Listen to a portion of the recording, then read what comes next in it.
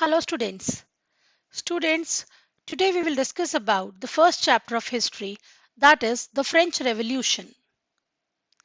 In this chapter, you will come to know about what were the categories of people during the 18th century in France, how the peoples were categorized.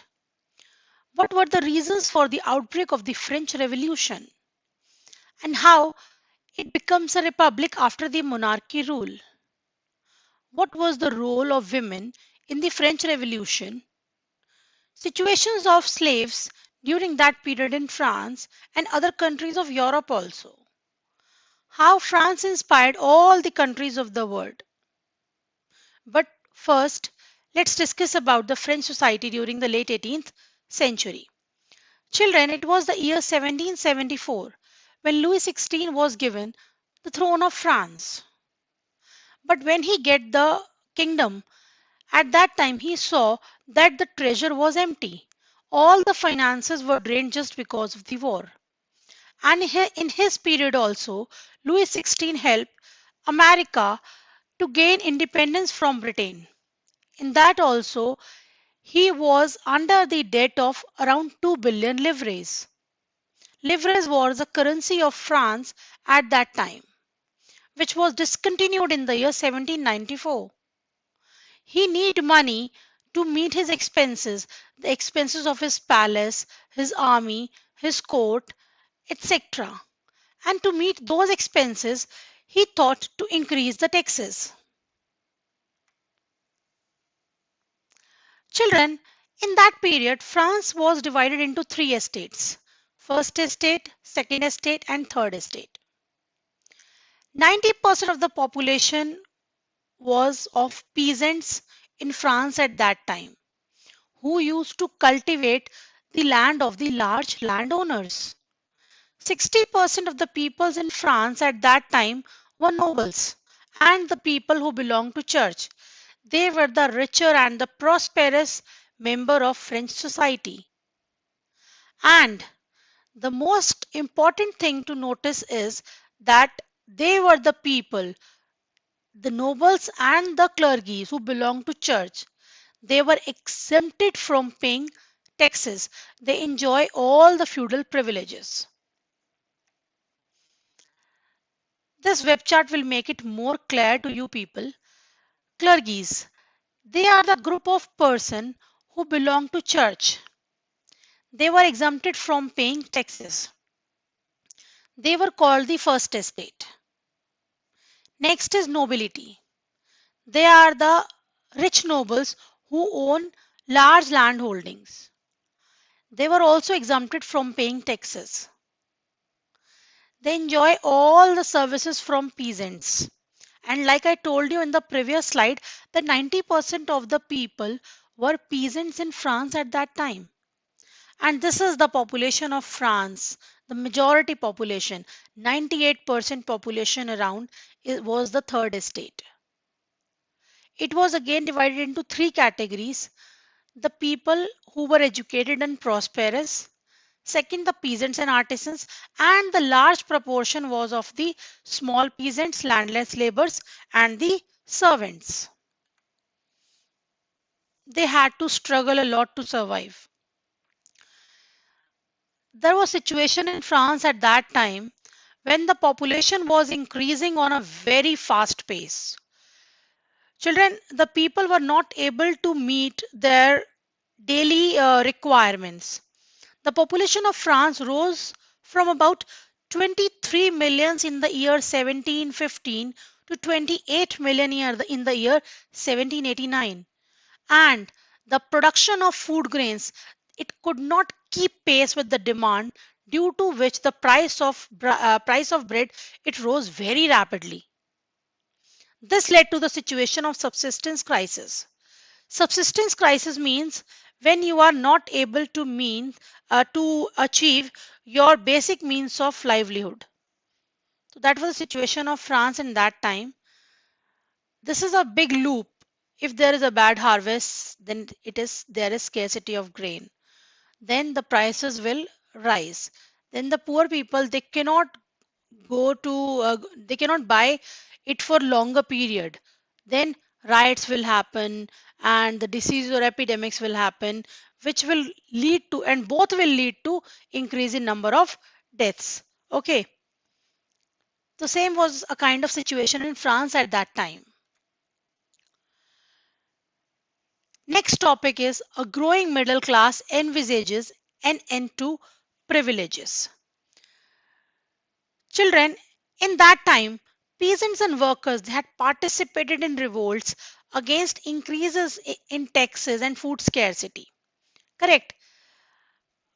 But they people were not able to meet the means and programs to carry out these programs on a very large scale.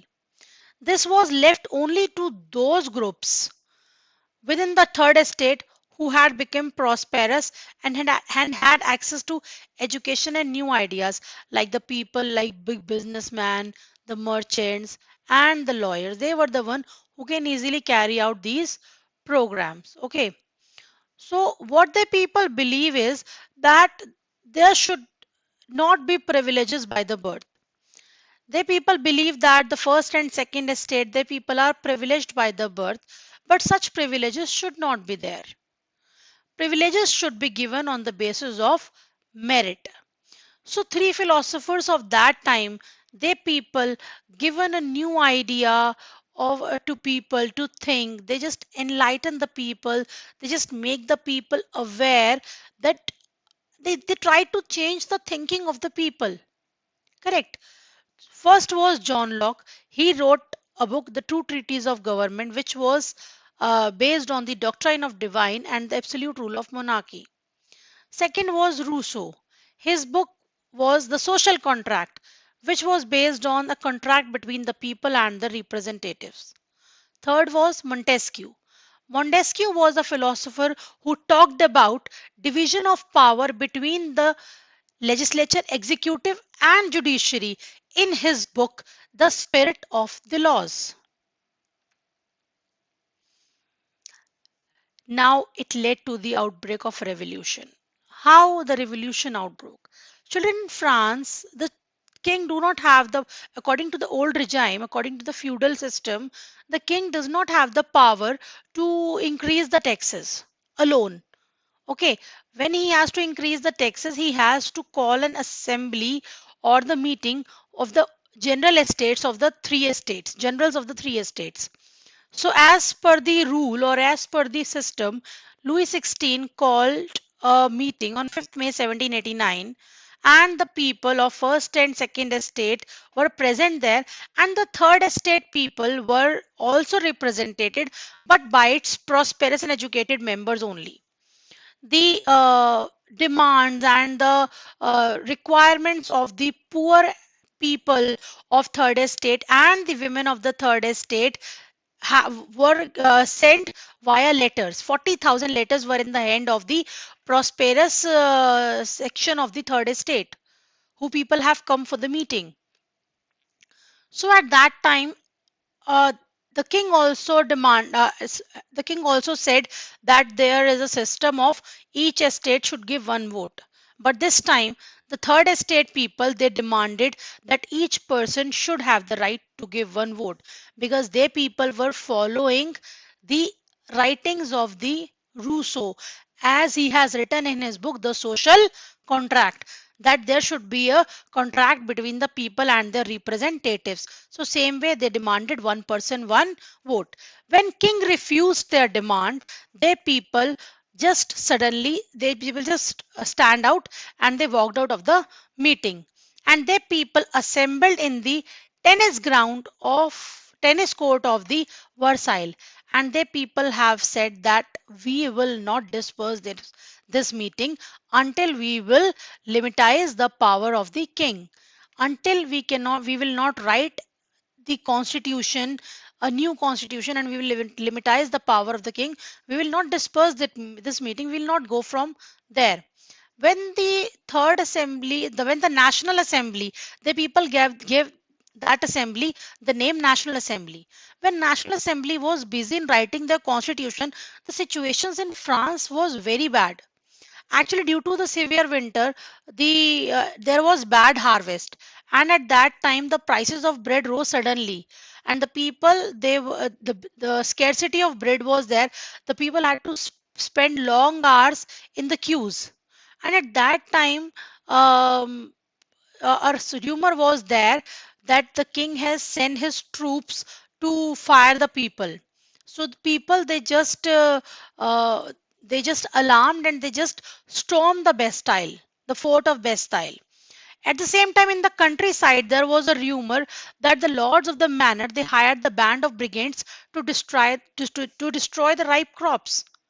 Same way, like the people of Paris did, the peasants they also attacked the Chatayuks, a fort over there. Okay, and they start looting the hoarded grains. They just burn down all the documents which are related to their manorial dues. And due to this, the nobles they were scared with this act of the poor peasants, and they just fled from their homes, and some of them have migrated to other countries as well. Louis XVI, when he saw these happenings in the Paris city, in the countryside areas of his country, he think to give recognition to the National Assembly. And he said that yes, now we will accept the constitution which will be written by the National Assembly, and all the feudal system and obligations were abolished on 4th August 1789 in France. Two kind of taxes were there, tithe and tile. Tithe was the tax which was given to church in the form of 1/10 of agriculture produce of a peasant, and tile was the tax which was given to the state. So tithe tax at that time was abolished, and all the land which was owned by the church, that land was confiscated. And you know, children, the total assets which were confiscated by the church were around 2 billion livres.